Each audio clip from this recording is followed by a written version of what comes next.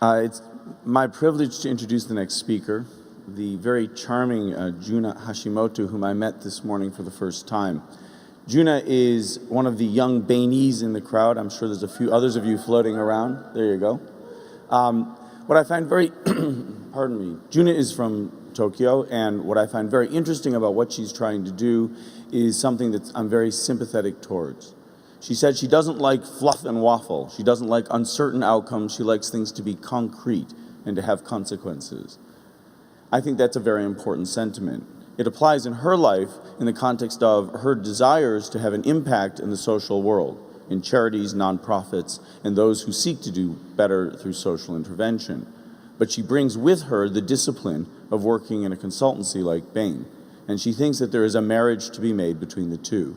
The application of the strict processes and the ability to intervene to improve businesses that Bain brings to the world, she believes can be brought to the social world as well. I think that is a very noble desire and an aspiration I hope she fulfills. Ladies and gentlemen, Junna Hashimoto.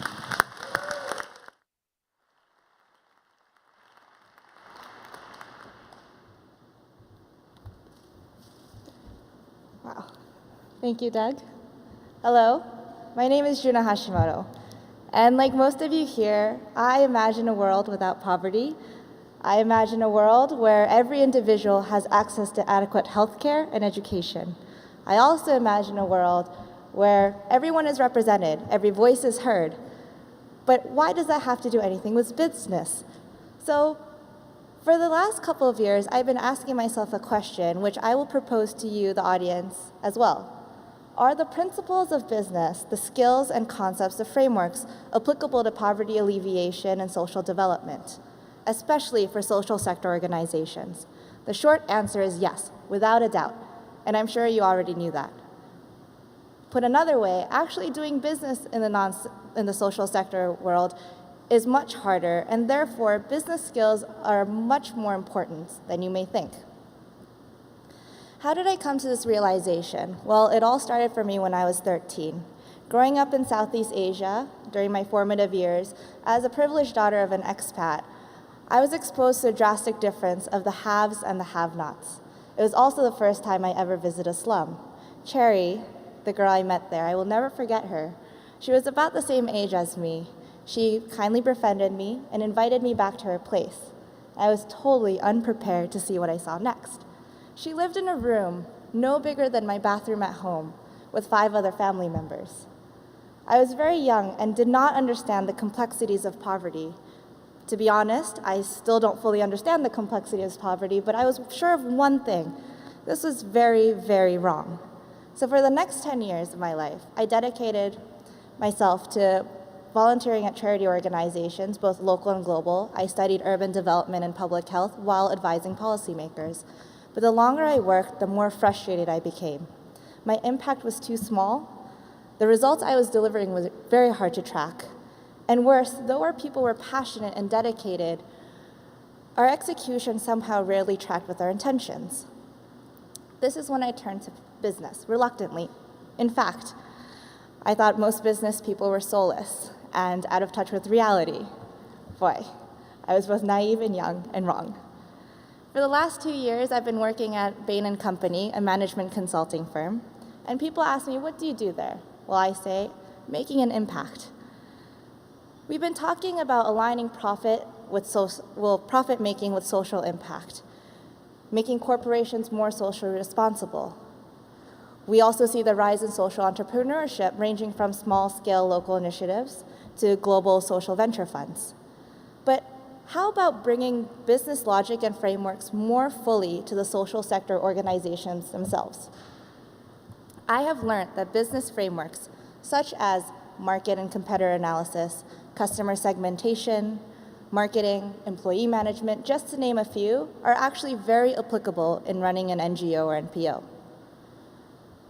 But more importantly, I believe that strong businesses are good at one thing: maximizing impact with limited resources. This requires you to be strategic. You need to focus, simplify, and execute.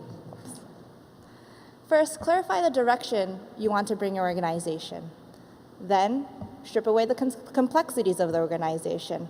Finally, Delegate accountability to the members to execute and track the impact the organization has made and is making. I know this works because last year I applied these same concepts to help turn around the operations of an anti-human trafficking organization in Japan called the Polaris Project. Polaris Project provides emotional support to trafficked victims, helps them navigate immigration issues, brings them and finds them medical and mental health assistance, as well as coordinates legal assistance. Their efforts help rehabilitate young women, a step that will ultimately prepare them for future legitimate employment. However, like many nonprofits, Polaris Project had trouble securing sufficient funding to sustain its efforts. By sizing the market, which I've estimated as number of trafficked victims, and understanding the sources of funding, which are potential donors, we were able to tailor our marketing directly to those donors. Through this work, we were also able to develop a 3-year business plan. Today, the organization is on a strong footing, and the CEO is now expanding the organization in Japan, adding full-time employees and volunteers, thus enabling Polaris Project to scale its impact. I'm not suggesting that business logic should be applied to every development-related organization. After all nonprofits are in the business of changing lives, supporting, making an impact, and improving lives, not making a profit. And the funds they receive are indirect, not from their customers. But in order to install permanent change, we need a sustainable business model that allows for social sector organizations to have autonomy. And I've learned that business techniques can be of critical assistance. So what does this mean for you come tomorrow? I understand that not all of us will be starting a company or an organization. I understand that not many of us will be sitting on the cabinet of our respective countries. Wouldn't that be nice? But I think that we can also leverage the skills that we have, that we use already today in our day-to-day jobs. If you'd like to provide your own business skills, see if your company will donate them pro bono to nonprofit and volunteer organizations. These skills could be in consulting like mine, or finance, IT, marketing, or others. You can ask your companies to start or expand internship programs to give young people a corporate experience that could build their resume for the future. Or you can volunteer directly at these organizations, offering with key business issues such as growth, communication, strategy, or whatever is your area of expertise. The important thing here is to share your skills and expertise, leverage your expertise that you already have. I'll end here by strongly appealing to those of you who are passionate about social impact. Pick an issue. Start sharing your skills. We sit here today because we understand both the importance of intentions and execution. Ideally, they should meet in the middle. I believe that the principles of business can and must be transferred to the social sector. As for me, as I said in the beginning, it will always be about creating a world without poverty. Thank you.